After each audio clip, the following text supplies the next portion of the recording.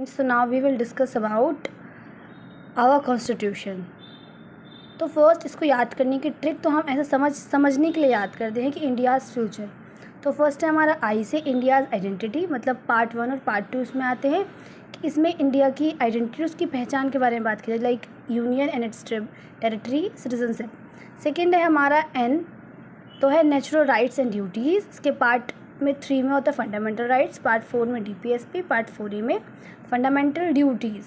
फिर हमारा आता है डी, तो डेमोक्रेटिक फ्रेमवर्क, कि हमारा डेमोक्रेसी किस तरह काम करता है, कैसे। तो हम पार्ट 4 में यूनियन, पार्ट 6 में द स्टेट, और पार्ट 7 को रिपील कर दिया गया था 7th कॉन्स्टिट्यूशन अमेंडमेंट के थ्रू।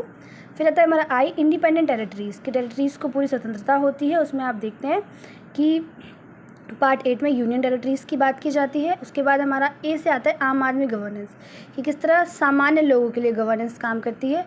तो 9th में आता है द पंचायत, फिर 9th ए में म्यूनिसिपैलिटीज़, और फिर 9th बी में द कोऑपरेटिव सोसाइटी। तो इसमें होती है कि जितने भी आम लोग होते हैं उनके लिए काम किया जाता है, बिल्कुल निचली स्तर पे जो काम किया जाता है पंचायत और म्यूनिसिपैलिटीज़ की स्तर पर।